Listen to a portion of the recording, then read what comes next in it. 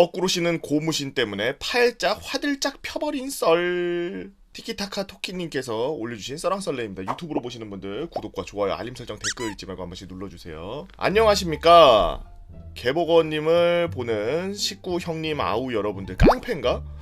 매일 유튜브로 그리고 가끔 네이버 카페에 상주하면서 군대 썰을 낄낄거리며 듣고 보는 열렬히 개보거님을 사모하는 남정래입니다. 우액. 평범한 군 생활을 했던 나머지 특별한 썰은 별로 없고 고무신에 관한 스토리는 없는 것 같아서 저의 옛 추억을 한번 끄집어내보려고 해요. 때는 2011년도.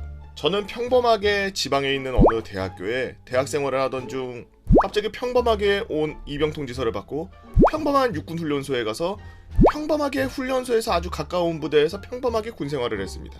물론 백도 없고 집안도 평범했던 터라 평범하게 혼날 거 다 혼나고 서로 이겨가면서 평범한 군생활을 잘 해나갔죠.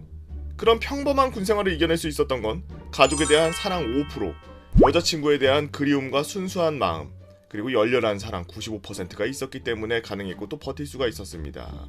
사실 평범하게 사는 게 제일 힘든 건데. 그녀와 저는 대학 새내기로 만났어요. 제가 첫눈에 반했습니다. 너무 이뻤거든요.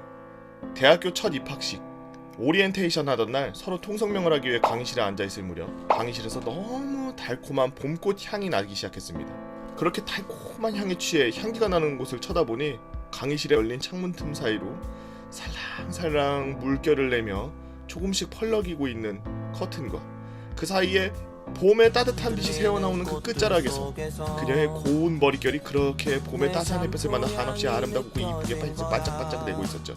눈에 콩깍지가 한 미터 단위로 쌓인 것 같은데. 그렇게 저는 그녀를 처음 보게 되었어요. 사람을 첫눈에 반한다는 게 말이 안 된다고 생각했던 저였는데 저도 모르게 그녀에게 마음을 빼앗겼던 겁니다. 그렇게 같은 과에서 생활을 하며 저는 그녀에게 어떻게든 조금 더 가깝게 다가가기 위해 노력했고 또 친해지기 위해 무단히 노력했습니다. 누가 봐도 티가 다 날 정도로요. 지금은 썸이라는 단계가 있지만 그때는 그런 것도 없었더라. 뭔 소리야. 옛날에도 썸 다 있지 뭘 그때는 없어. 옛날에 원시인들도 썸이 있었을 텐데 뭔 소리나 하고 있어. 이 사람 연애 많이 안 해본 사람이구만 이거. 저랑 비슷한 수준의 연애 경험, 비슷한 생각을 가진 과 동기와 선배들이 유일한 고민 상담가들이었고 전 그렇게 그 사람들의 진심 어린 조언을 받아 그 친구에게 고백을 감행했습니다. 어떻게 고백했냐고요? 과 건물 앞에 초로 하트를 만들어 놓고 그 안에 장미꽃을 들고 있었습니다. 그녀가 수업이 끝나고 나오면 그 앞에서 멋지게 고백할 생각이었죠. 근데 사람 일이 꼭 생각대로 되는 건 아닌가 봐요. 다른 친구들은 다 나오는데 그녀만 나오질 않더라고요. 5분, 10분 시간이 길어질수록 저는 너무 초조해져서 떨지 말자 했던 다짐도 시간이 지날수록 점점 손에 땀이 차기 시작했습니다. 한 20분쯤 그러고 있었나요? 그녀가 고개를 푹 숙인 채 나왔습니다. 저의 굳어졌던 표정이 그녀를 보자마자 밝게 펴졌고 전 어느 청춘 영화의 드라마의 멋진 고백 장면처럼 그녀에게 한쪽 무릎을 꿇고 꽂혀주며 고백을 했습니다. 나 너 좋아해. 혹시 나랑 사귀어 줄래? 그녀는 부끄러움에 고개를 들지 못했고 어느새 주변에 많은 사람들이 무슨 일이 있는지 구경을 하고 있더라고요. 그녀는 전달받은 저의 마음을 잠깐 고민하더니 제 눈이 아닌 저 멀리 다른 곳을 바라보며 저의 마음에 답변해 주었습니다. 나 사귀는 사람 있어. 그리고 제가 준비한 꽃을 받지 않고 미안해라고 한마디를 하고 가더라고요. 이때 기억이 아직도 생생하네요. 주변의 탄식과 선배들의 위로. 전 이때 충격으로 약 2주간 학교를 가지 못하고 한동안 그녀를 피해 다녔습니다. 그때의 기억도 일도 점점 잊혀져가고 학교 생활을 하다 보니 다시 꾸준히 그녀의 키다리 아저씨처럼 그녀의 편안함을 위해 부단히 노력했죠. 고백으로 서먹해졌던 사이도 나중에 다시 예전처럼 대할 수 있어졌고 저는 좋아하는 마음을 숨기면서 한편으론 그녀를 먼저 챙겼습니다.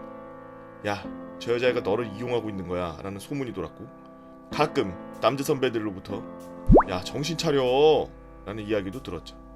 그렇게 1년.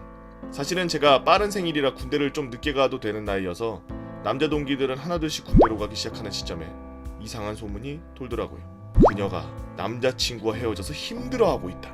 그 이야기를 듣고 어디서 그런 용기가 났는지 모르겠는데 1년 동안 꾹 참았던 그 사람에 대한 마음을 그리고 행동을 다시 그녀 앞에서 거침없이 해나가기 시작했습니다. 그녀의 사소한 것 하나를 다 챙겨줬고 어떻게든 그녀가 웃을 수 있게 해줬죠. 그렇게 한 달 정도를 하니 그녀도 점점 마음을 열기 시작하더라고요. 어느 무렵 그녀와 전 캠퍼스 안에서 남부럽지 않는 커플이 되어 1년을 연애했죠. 지금 생각해보면 저에게 있어 그녀가 첫사랑이었던 만큼 열심히 노력했던 것 같아요. 그러던 도중 저에게도 군대 영장이 왔죠. 그때 어느 커플들처럼 그녀는 저의 훈련소까지 따라와서 눈물을 흘리며 저의 군생활을 슬퍼해줬습니다.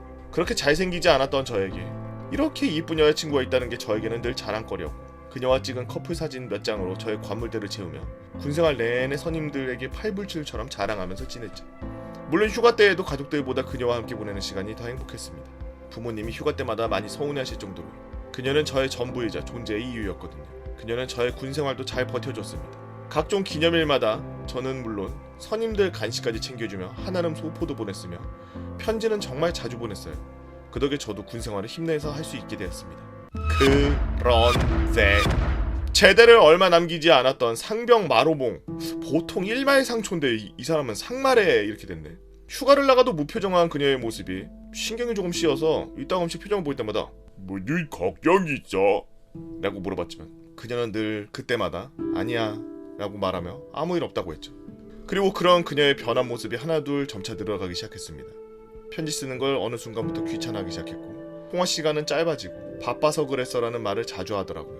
처음에는 그녀가 졸업반이 되었으니까 그럴 수 있겠구나 생각했습니다. 그럴 때마다 기운내, 힘내, 내가 못 도와줘서 미안해, 곧 전역하니까 나가자마자 열심히 도와줄게 라고 말하며 그녀에게 힘을 주는 말을 열심히 해줬죠. 그런데 어느 날 갑자기 부모님과 외국에 여행을 나가야 된다고 하더라고요. 응? 갑자기? 여행? 그럼 학교는? 이라고 물어봤는데 그녀는 부모님께서 꼭 가고 싶어 했던 가족여행이라며 일주일 정도는 결석해도 괜찮다고, 일주일 동안 연락 못 받을 거야 라면서 말하더라고요. 전 철도 없이 내 선물 사와 라고 하며 그날도 아무 의심 없이 통화를 끊었고 그 어느 날처럼 편하게 잠을 잤습니다. 비록 일주일이라는 시간이 밖에서는 짧은 시간이지만 군대에서는 나름 긴 시간이잖아요. 하루하루 보통 때와처럼 일과를 하고 있는데 저에게 편지가 왔네요.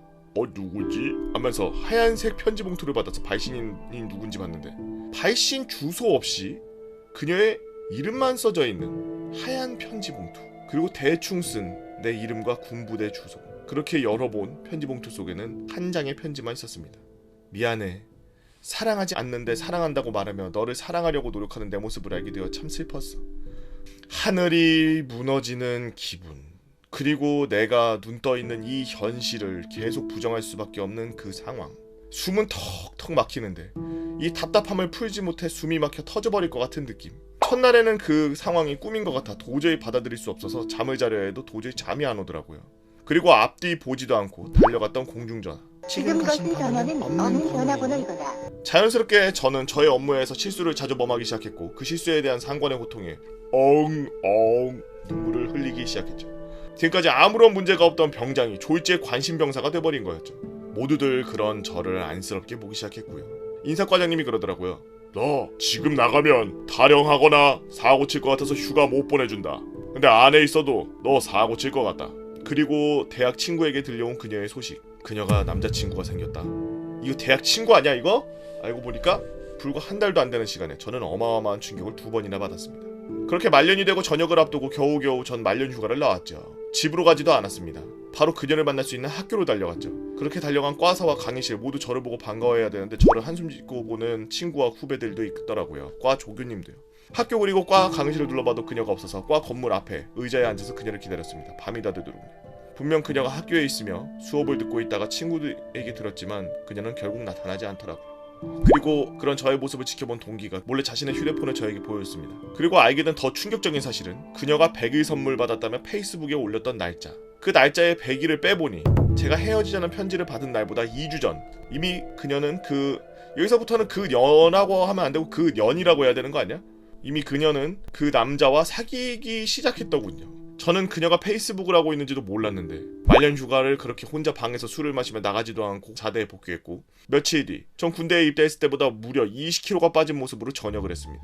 복수심이 아니었어요. 다만 학교에 다시 복학할 생각이 나질 않았었고 학교 어딜 가나 그녀와 제가 다니던 길, 카페, 수업을 듣던 장소였고 도저히 같이 다닐 자신이 없었거든요. 그때부터 미친듯이 서울권에 대학 편입학 원서를 미친듯이 내기 시작했습니다. 1, 2학년 때 점수가 그렇게 나쁘지 않았고 이것저것 살펴보니 서울권, 경기권 대학교에 들어갈 수 있다라는 자신감이 생기더라고요. 그 중에 서울의 어느 대학교에 편입하는데 성공했습니다. 그렇게 대학 졸업을 하고 저는 지금 이름만 말하면 알만한 전자제품 회사에 입사해서 열심히 일하고 있죠. 그녀의 소식이요? 대학 졸업 후 갈아탔던 그 남자와 2, 3년 뒤 결혼을 했다라고 하더라고요. 하지만 지금은 다시 돌아왔다고 하네요. 그리고 저는 다음 달에 결혼합니다.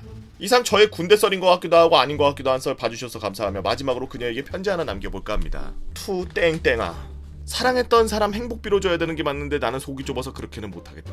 내가 너한테 상처받은 만큼 너도 그 상처 많이 받았으면 좋겠어. 아, 받았구나? 그건 네 팔자야. 뭐 어쩌라고? 티키타키 토끼님께서 올려주신 잔혹 동화스. 여러분들은 어떤 재미난 이야기가 있나요? 여러분들의 재미난 이야기 네이버 카페 개보고 팬다 뭐라 개팬다로 오셔서 썰랑썰레 게시판에다가 글 남겨주시면 유튜브로 작업해서 업로드하도록 하겠습니다. 유튜브로 보시는 분들 구독과 좋아요 알림 설정 댓글 잊지 말고 한 번씩 눌러주시고요. 오늘도 나라 지키느라 고생하고 계시는데 여자치고 공무진 거꾸로 신었다고 엉엉 울고 계시는 우리 구군양맹 여러분들, 어차피 못 기다리고 떠났으면 똥차예요. 유바.